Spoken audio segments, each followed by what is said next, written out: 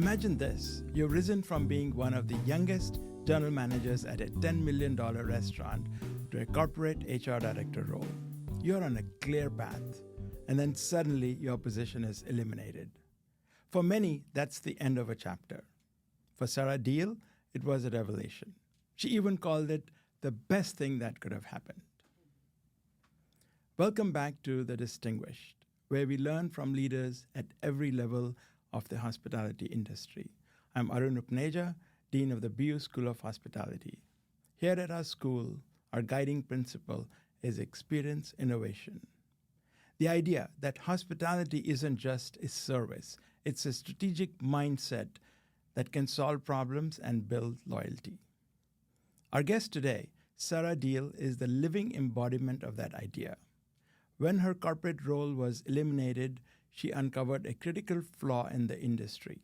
Small independent operators desperately needed senior human resources, but couldn't afford a full-time executive. So she started turning her own job interviews into impromptu consulting sessions, diagnosing problems and designing solutions on the spot. From that insight, she built Empowered Hospitality, a firm designed to be the exact answer to the problem she discovered. Her work is a masterclass in experience innovation, applied to the most critical component of any hospitality business, its people. Sarah is a Yale graduate, a 2021 Tory Burch Foundation Fellow, a voice for the James Beard Foundation, and a guest lecturer right here at our school. Sarah, welcome to the Distinguished podcast. Thank you so much for having me, and thank you for your kind words. I'm very flattered. You've built an amazing company, and we are very happy that you're here. Okay, so let's jump right in. And you've written that employees are in the driver's seat like never before. Many operators see this as a crisis, but you see it as an opportunity. So can you expand on how this power shift acts as a forcing function that ultimately benefits our industry?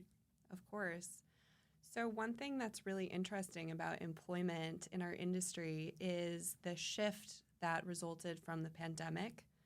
We have the largest shortage in talent of any industry in the country. Yeah. And what that has done is really put the onus on employers to take care of their employees, to retain them, to make a place where they can be happy and thrive long term.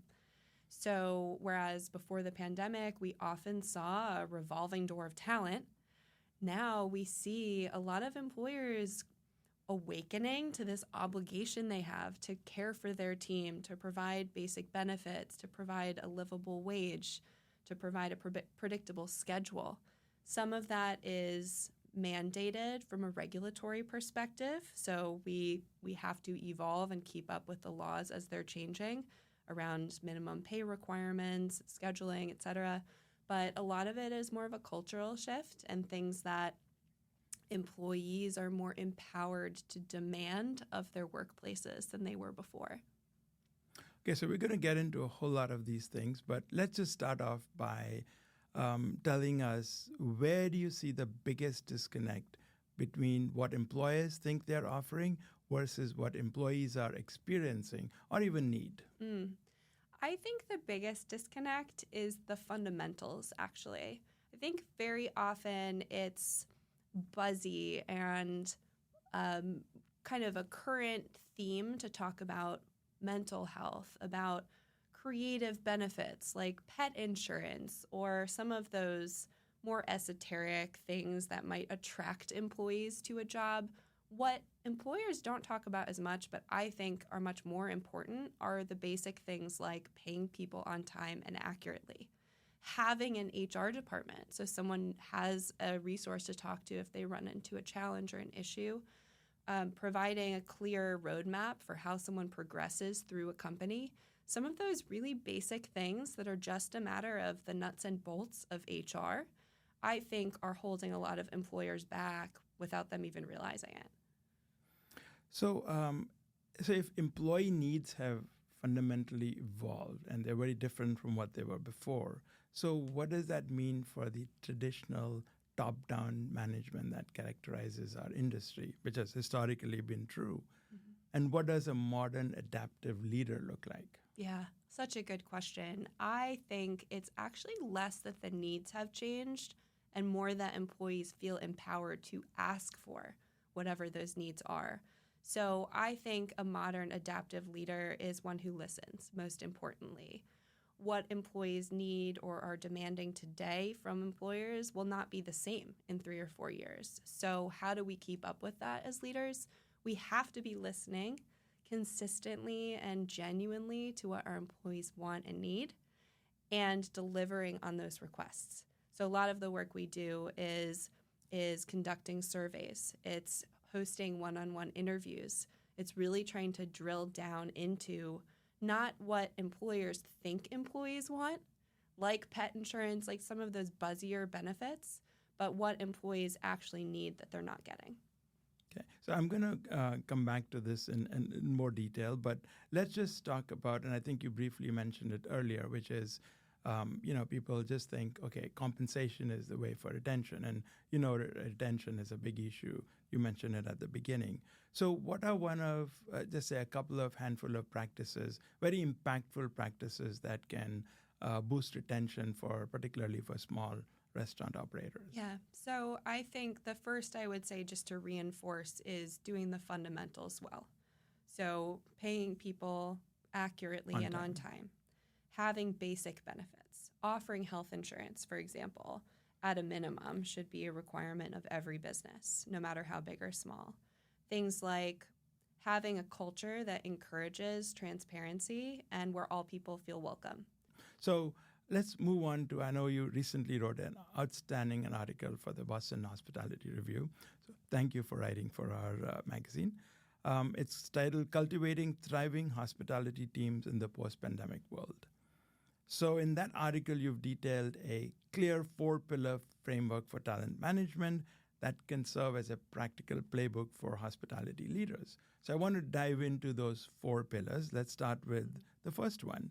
So can you briefly describe the first pillar, which is sourcing and selection? And my first question on that is, you advocate recruiting for cultural fit by being transparent about companies' quirks and challenges. And the question is, how do you coach a leader to identify and articulate their authentic employer brand, especially if you're worried that it might scare some candidates away?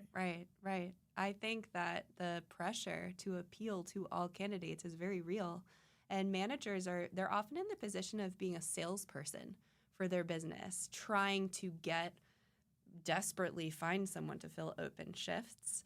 So it is difficult. I think the key is really to articulate at a leadership level what those core values are, what your purpose is as an organization, make sure that's disseminated throughout your team, and then also identify what traits really actually predict success within your team. So as an example, someone who would be incredibly high performing in a large corporate restaurant group might not do as well in an independent chef-driven restaurant. What are those core competencies or personality traits that really makes them fit within one environment and not another? The best way to do that is to look at your current top performers. So we all know within our team who's really crushing it and who is not. And what are those common threads that unite all of those really high-performing individuals? It may not be the things you expect. It might not be skills or competencies. It might be something softer, like their values or their sense of hospitality. So really putting a finger on those things, and then, in my mind, creating tools and processes that make sure you can't miss any of those details. So questions oriented around each of your core values, for example, or an assessment tool that measures those key traits that predict success within your organization.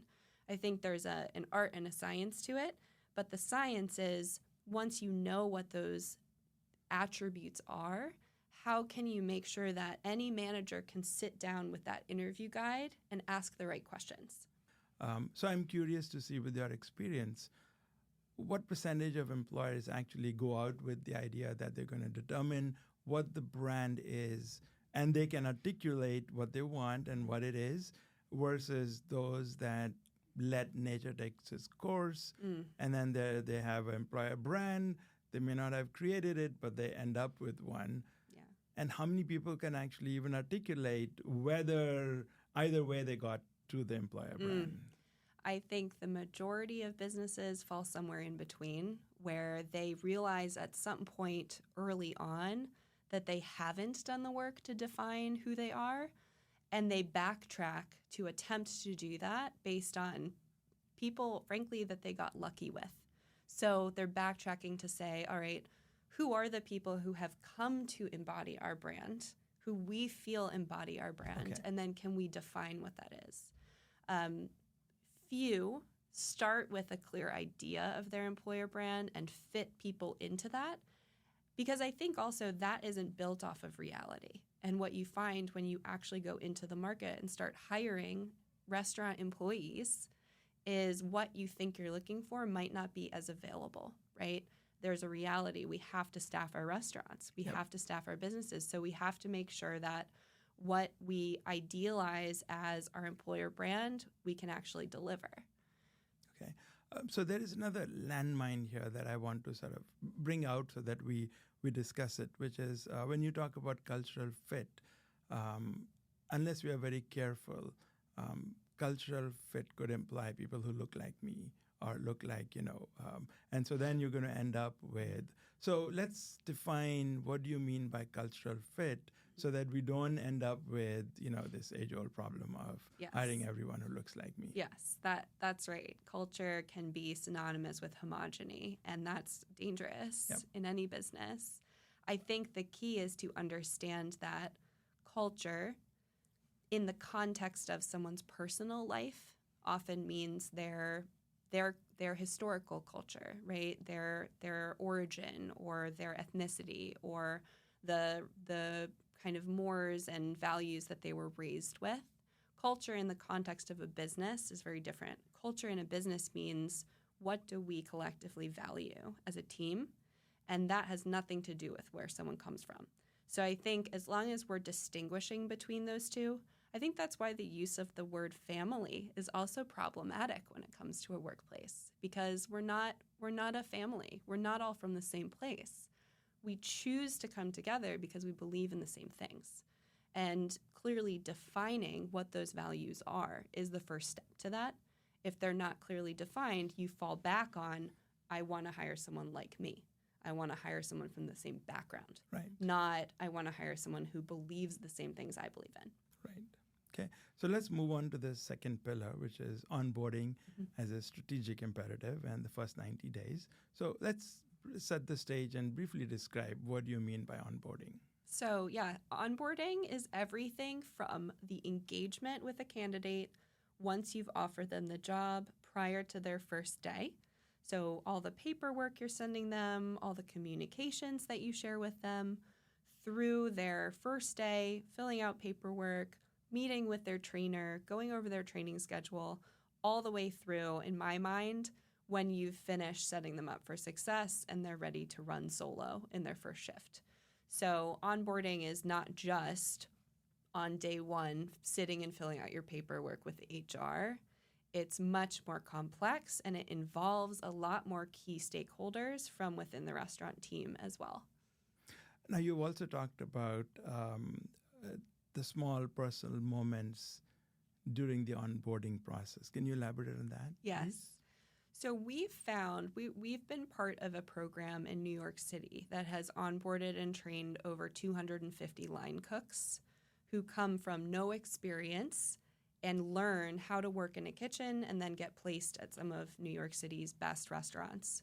What we've learned through that is predictors of success are things like having a tour of the restaurant on your first day, knowing who your manager is, as silly as that sounds, but meeting your manager on your first day, knowing who in HR can help you if you have a question about your paperwork or if you have a concern about someone you're working with, having a buddy during training, someone who is a colleague, so not a manager, but a colleague who will help you if you're having trouble finding something, or if there's terminology you don't understand, or if you're having an interpersonal challenge with someone.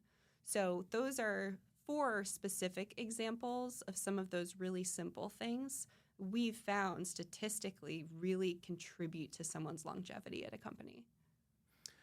So when you talk about these personal moments, at the same time, we have a very highly structured onboarding process. The moments can be spontaneous and unplanned. So how do you reconcile those two ideas? Can structure and genuine connection really coexist in onboarding? Yeah, oh, that's a great question. I mean, the personal connection to me is the easy part. Like, that's what weaves all of those more technical components together. It's the interaction that they get from their trainer. So the person who you've chosen as a representative of their position and the care that that person takes in training them.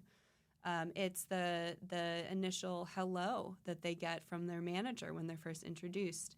It's the culture of welcoming people in pre-shift or celebrating, positive guest reviews in pre-shift. So some of those niceties, those small interactions, but that reinforce that someone's welcome. I think those are kind of innate to us in hospitality and often less of a challenge than living within that system and being disciplined about checking all of the boxes. But those are certainly things to be very mindful of as well. But then aren't you afraid that they're going to take some of those habits which are causing these people to be good cultural ambassadors for the organization, but not the most effective? You want them learning from the most effective. Mm-hmm. So you have to somehow balance these two perspectives, right? Yeah, you do. It's rare to find that combination, but those of us who have managed restaurants know you can identify that person on your staff who both is passionate about the culture and is passionate about the details and passionate about executing the process correctly. I think the best way to go about that is to have a train the trainer program. So if you have your training, let's say your 2 or 3 week training program for a line level staff member, you aren't going to just hand that to an employee and say, here, now you're responsible for teaching someone how to do this. You need to teach them how to teach that person. So some of that is giving them the technical know-how of what boxes to check when, the toolkit. So here are your menu descriptions. Here are your steps of service. These are all of the technical things you need to follow. Some of it is also ensuring, as they're being trained to use those resources, that they're excited about it and they genuinely want to do it. I think the key is take a cue from them. If they don't seem like they're really naturally excited and gravitating towards that responsibility, they're probably not the right person. Right. So in addition to teaching about the processes and the structures and the job, you're also making sure that the new employees feel an emotional connection to the organization. Right. Okay. I would say, too, there's a check and balance in terms of who, aside from the trainer, is that new employee interacting with. So making sure that the manager or whoever that employee will ultimately report to is also spending time with them, reinforcing, going through the checklist, reinforcing the culture, speaking to those same things, which we hope that the trainer has covered. But just in case, this is our extra insurance to make sure that all of those key details have been reviewed. Right. Yeah, one thing I would suggest that we use at Empowered is we have some of the interview process that is scripted. Not all of it, but there are key things we want to make sure every candidate understands about our business, specifically what makes it challenging. And we actually write those out in our interview guide to make sure that whoever is conducting that interview reviews those key points. So that's one thing you can do in any business, in any industry, is making sure that the talk track about your business and about the job specifically is consistent and that every candidate is hearing some of the same key points, basically. Right. So you have, since you're working with so many different restaurants, there's obviously differences in the organization culture of each place. And what you're suggesting here is that everyone who's interviewing is sort of, speaking from the same template. But how much of a discrepancy do you find between what people say their organization is and everyone is reading what it actually is? Yeah, that's an exercise we do with a lot of our clients, is going back to their core values. It's amazing how many organizations have not revisited their core values in years. So, as we know, culture changes. Culture, to me, is the sum total of the belief systems of all the people you have on your team. So if you're not constantly checking against that culture and making sure that's still really what your team is invested in, you may be saying one thing and doing another, to your point. So the key is to not think that your values are static. When we come in, sometimes the first thing we do is we ask the team, what do you think your core values are? Do you know what they are? Do you see that those are the values that are actually being lived on a day-to-day basis? And often the answer is no. So how do we close that gap? Either we adjust the values to better reflect what the team currently is prioritizing, or we have to look at where our actions fall short of our values and how we better align those, which can be about a lot of different things. It can be about leadership not practicing what they preach. It can be about hiring people who maybe don't ascribe to those values in the way we would like, or it could be simple things like one of our values is hospitality, but our employee dressing room is a mess and we're not showing hospitality to our own team, and therefore they're not passing that along to our guests. So there are a lot of different kind of levers to pull to influence culture, but I think the biggest thing, back to listening, the biggest thing is to really understand whether the values that you say you believe in are actually the values that your team is living by. So let's move to the third pillar, which is learning and development. So it's gone from being a nice-to-have perk into a central engine of a fair and a high-performing culture. Mm-hmm. So just to set the stage, talk about L&D. What is, from your perspective, learning and development? Yeah, so to me, simply put, learning and development is how an individual progresses and grows within an organization. So that's about both the resources that you provide to them to increase their capability, to increase their knowledge and their skills, and it's about that roadmap that tells them how to get from where they are today to where they want to go professionally, which is the development part. So what we see often is there's a very casual, unstructured approach to learning and development. It's voluntary. It's largely driven by an individual employee's desire to learn and to stretch and to seek out those learning opportunities. When you make it really easy for employees to learn, you make it accessible, you build a structure around it, that means that not just your most motivated employees will benefit. It means that anyone who sees themselves potentially developing and staying with an organization understand how to get from one step to the next, and then what are the resources that will help them get there. So you are trying to link essentially learning and development to competency pay bands, and you say you learn these things and this is where your compensation goes to, right? Yeah. But you've chosen probably one of the most difficult industries to work with. If you're looking at small restaurants, there is very limited avenue for, if you're hired as a server, and your managers are staying put for a long time, mm-hmm. there's not a whole lot where you can go. Right. Yes. Sometimes development internally can be limited in a very small company. There are some benefits as well, though. Cross-training is a lot easier in some sense because you have a small team. You can jump in and help. It's a lot more fluid in that way. It's not bureaucratic. It's easy for you to, hey, if you're really capable, you're going to naturally get more responsibility. That's just how it works. Right. That was how I grew in HR. I started as the director of training at my restaurant group. No one was in HR, and I just started doing it. And that was the beginning of how I transitioned in my career. So I think those positives are important to highlight in working within a small independent organization, but also understand that growth outside of the company can sometimes be a natural next step, and it's not something to be afraid of. So a lot of particularly cooks who come into the industry, they look to bounce between, one restaurant to the next to hone their skill set and get exposure to different techniques.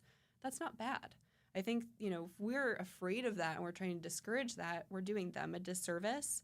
And we're also doing ourselves a disservice by ignoring that this is how it works. So I think another way to look at development is some external development is natural and it's positive. Can you bring that to your team rather than acting like it doesn't exist? What you're describing is a population of employees that are working in restaurants and they are eager or hungry for learning and they want to progress in life. But then there is a core group of employees who've been doing this for decades. And what kind of, first of all, in your client, what percentage are these hardcore people who have been doing this for a long time? And you talk to them about cross-training and they're like, where are you coming from? You have no idea. I'm just going to come work and go home. Yeah. So I'm just curious, what is the percentage of those kind of employees? A small percentage. Okay. A small percentage. And growing smaller because I think the generational shift is really playing a role in loyalty, what loyalty means in the industry. Gen Z in particular are very growth-oriented, like any new generation coming into the workforce. We were too as millennials. I remember hearing how entitled we were because we wanted to be managers in a year or two. But truthfully, that's kind of a normal evolution as people come in and grow and mature within their careers. I think that the biggest thing to me is just ensuring that there isn't a one-size-fits-all approach to development. To your point, a senior server or manager who has chosen this as a career but is very happy doing what they're doing might not opt in to all of the developmental opportunities. That's okay. That's not necessarily for everyone. But providing those growth opportunities for individuals who are really motivated by that is important. Yes. Same thing with benefits. Not everyone's going to want traditional health benefits, but providing those for the employees who do, and then providing other benefits like tuition reimbursement or, again, training or learning and development-oriented benefits for those who are younger in their careers. It allows both groups to feel satisfied at work in very different ways. They're kind of choosing what fits their own lifestyle best. So the model that you're describing seems to create a very clear and equitable roadmap for advancement. Does it lead to reduction in unconscious bias in promotion, pays, raises?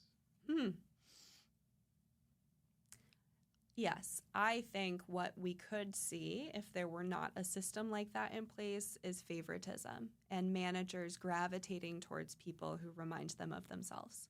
So I do think that really looking at it almost like a menu of different opportunities, benefits, perks that people can choose what best fits their own lifestyle and their own goals is it's much less prone to bias than some of the traditional ways that we looked at development. Okay, so let's move to the fourth pillar, which is the employee-centric approach. So let's just briefly define it before I start asking my questions. Yeah, so to me, it's actually exactly what we were just talking about. It's the fact that having a great experience and thriving at work does not look the same for everyone. And whether it's a generational difference or a cultural difference or a difference in a career trajectory that someone is aiming for, an employee-centric approach says, we're not giving you a set prescriptive menu of all the things you need to follow. We want to make sure you're aligned from a cultural perspective and that we believe in the same things, but it's kind of a choose your own adventure. You decide what direction you want to go, how fast you want to progress, what benefits you want to enroll in, and we're going to listen to you also in case what you really need is not something we're offering. So it's that constant iteration of listening, introducing kind of new solutions, new perks, new benefits that your employees value, and allowing them to opt into whatever they value. So you also talk about moving past the leave your issues at door philosophy that has long permeated our and traditional workspaces for a long time. So how can a leader begin to create psychological safety where employees seen, heard, and supported and safe without crossing professional boundaries? Yeah, that's a really interesting one and a big shift that we've seen since the pandemic, because the social movements that people lived through during the pandemic that have continued since, some of the political anxiety and unrest, it's very difficult for people to leave that at the door. And in fact, especially the younger generation in the workforce, they want their employer to be more than just a professional relationship. They actually want that psychological support, the emotional support. So it's, I think, a little bit of a fallacy to think that we can really separate the two. I was speaking a few months ago at a conference on mental health and benefits in the industry specifically, and I told a story about a server who came to me when I was a new manager. I was maybe a year or two into my career, and she pulled me aside and she told me she was an alcoholic. And I had no idea how to navigate that. I obviously felt for her. I didn't have any personal experience with substance abuse, so I couldn't really advise her effectively. But what I could do was listen and support her and say, if you need help, we'll give you the time to get help. And I think that we can do a lot as employers. We kind of underestimate sometimes the impact of just listening and being a genuine emotional support, just expressing that support to someone who maybe doesn't hear that from other parts of their life. And then knowing the limitations. I'm not a psychiatrist, I'm not a mental health professional, but let me connect you with someone who can help you. So I think it's important to always have a toolkit of other professionals who can get more involved with things that are beyond your expertise. But the first step is not disregarding when someone comes to you with a challenge. I think one other thing we can do as leaders is just be open about our own struggles and our own challenges, and making sure that the team knows that it's not easy to come to work every day with a positive attitude.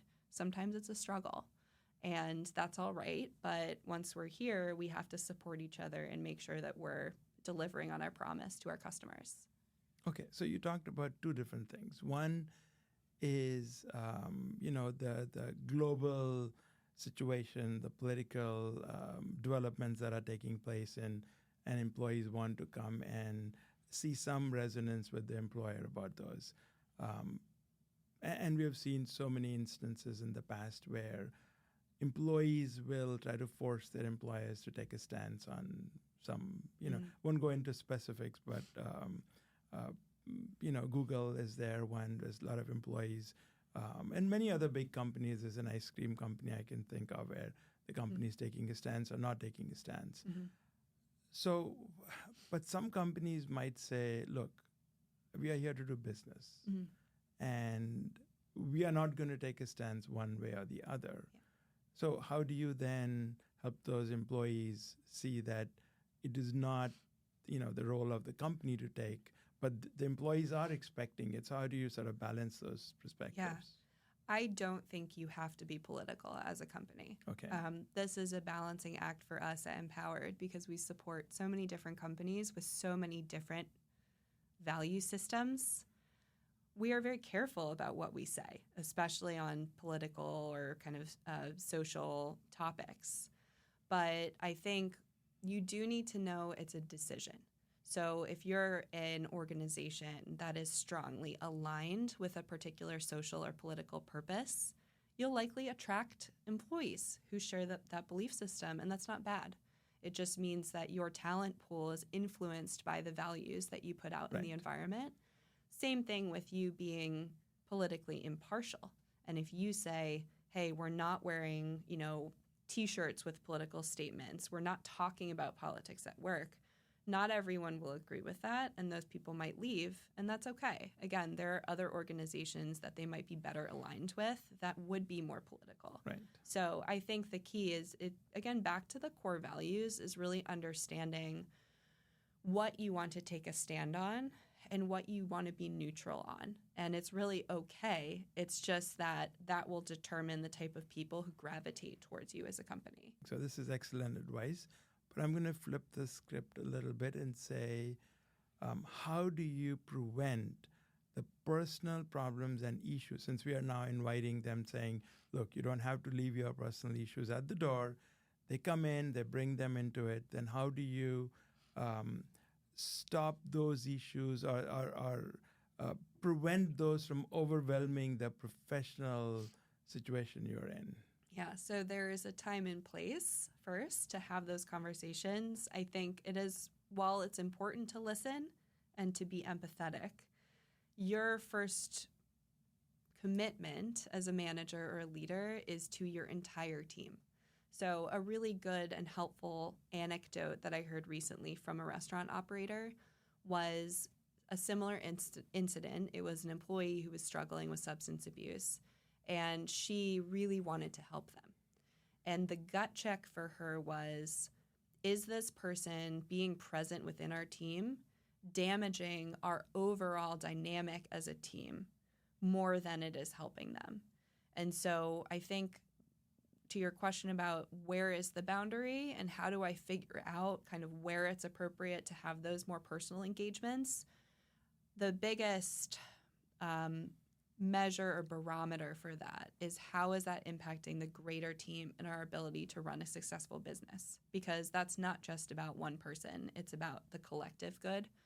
And if one person is dragging the team down or bringing toxic energy or being unreliable in a way that's negatively impacting others, you have to hold them accountable to the same set of standards as well. Okay. So how do you make culture and belonging quantifiable? I mean, there are such feel-good, subjective kind of, I feel good about this organization. I feel I fit in, but how do I now go about quantifying it? So we do a lot of employee surveys, and I find that very helpful to quantify the different dimensions of culture and how employees are actually feeling about those. So some of a useful guideline is Gallup's 12-question survey. They've kind of patented this methodology and these 12 questions that best predict engagement. Things like, I have a best friend at work. Things like, my leaders, regularly recognize my performance. Things like, someone at work cares about my professional development. So asking about those underlying questions can tell us a lot about culture and how effectively that culture is really disseminated throughout the team. So, culture is a very interesting subject, because there are not a whole lot of employers that actually proactively go talk about, okay, this is the culture that we want in our company, and go and sort of invest in it. So usually, what is the point or the pain point in which operators say, okay, enough is enough, I need to now focus on this, on culture? Yeah, it's when the misalignment becomes damaging, and that can mean a couple of things. It can mean turnover is high. It can mean there's a lot of interpersonal conflict within departments or within teams.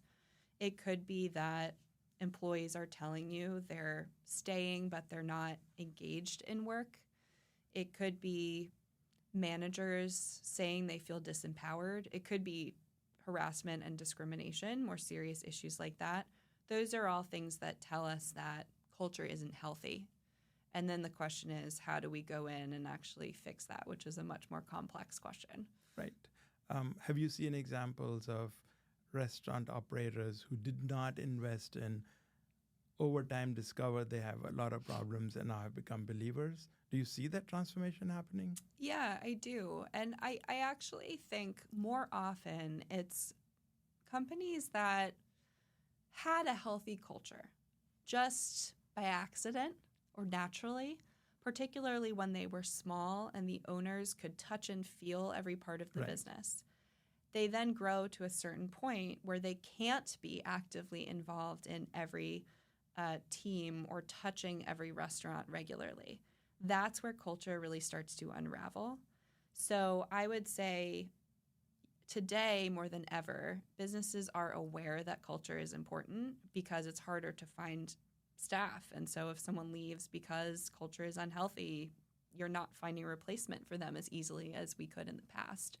But I think, really back to your question, leaders who see those indications that people are unhappy or that the business is suffering because culture is not healthy, they are more open to exploring what's happening and really defining culture, some of them for the first time. Some of these are very, very long-standing organizations. I just spoke with one last week that's been around for over 30 years.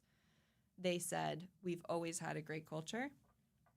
And all of a sudden, in the past couple of years, coming back from the pandemic, we're starting to see that interpersonal conflict. People who are working remotely now feel less connected to our mission and our values, and that's creating a lot of problems. So that's more often than not how these things are coming to our attention. What advice do you have for students who want to become and show up as strong professionals, protecting their values and knowing what not to tolerate?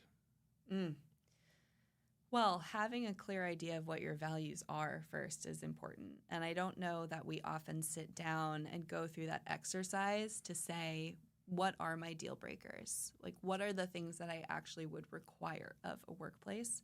It's especially hard to know that when you're a new worker entering the workforce for the first time.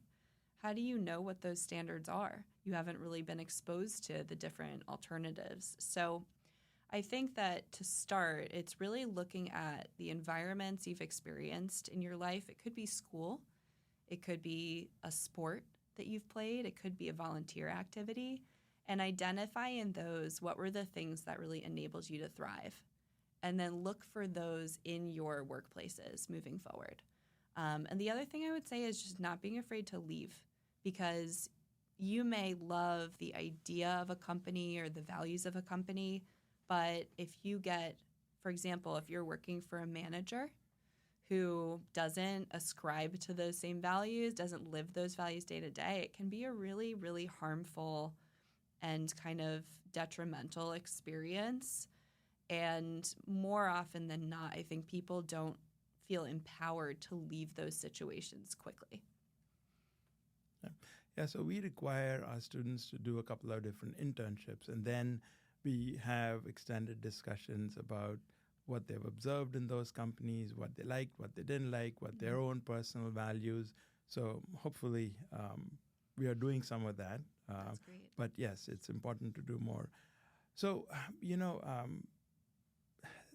mentioned, you at some point a few minutes ago, you mentioned that sometimes leaders discover that their culture is no longer working, or, the problems start accumulating. So how do leaders recognize that the culture is not working? What kind of questions should they be asking themselves to know whether they've established that culture and it is working in the way they're intending to? Yeah, it's actually very hard as a leader, I think, to have an accurate understanding of how your culture is feeling to your team. So that's why I think listening to your employees is such a critical part of that.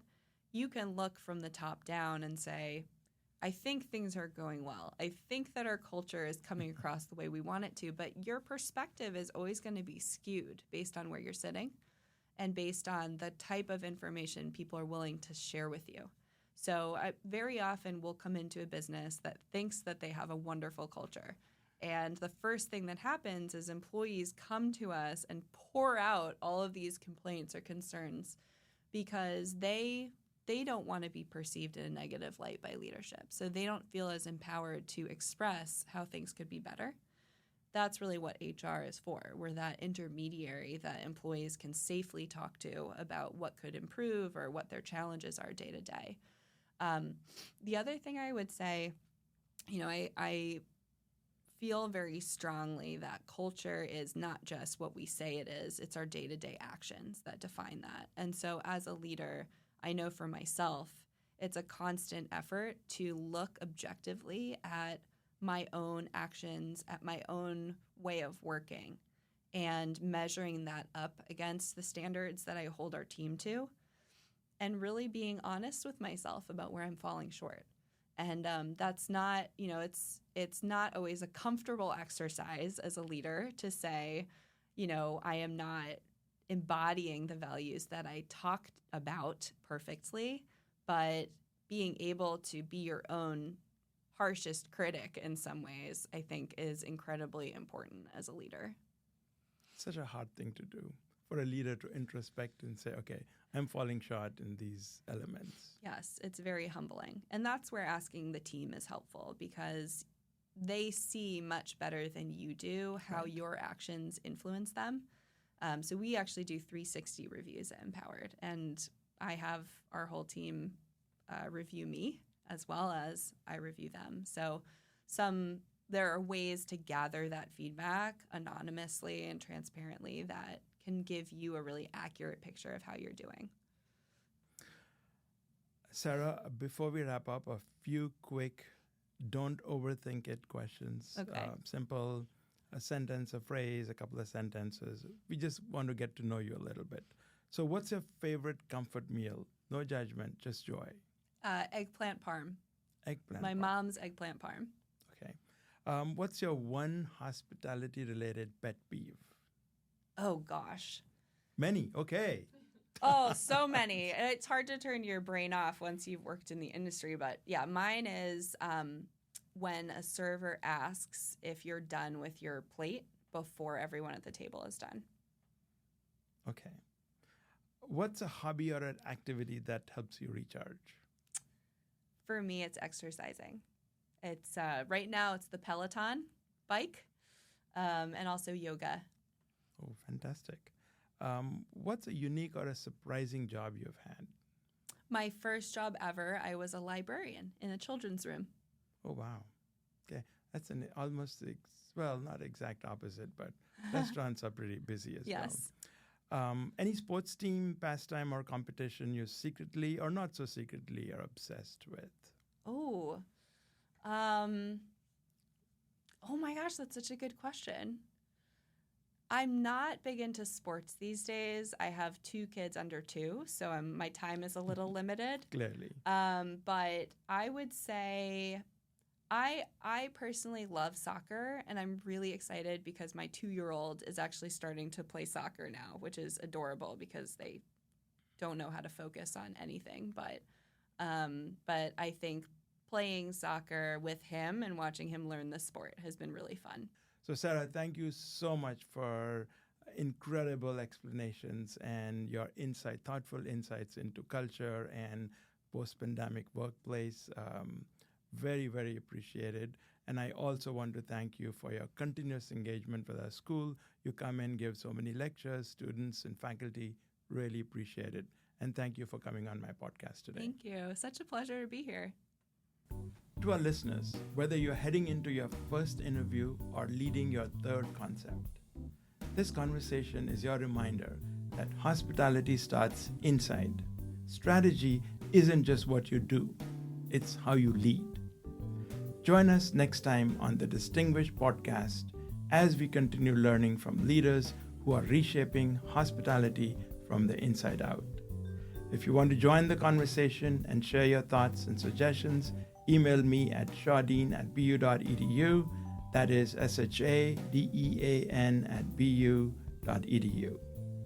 This episode was produced by Mara Littman, marketing by Rachel Hamlin, and production by Jason Jose of Cocoon Media. Special thanks to Professor Makrand Modi and the entire team at BU School of Hospitality. To keep up with Distinguished, be sure to subscribe.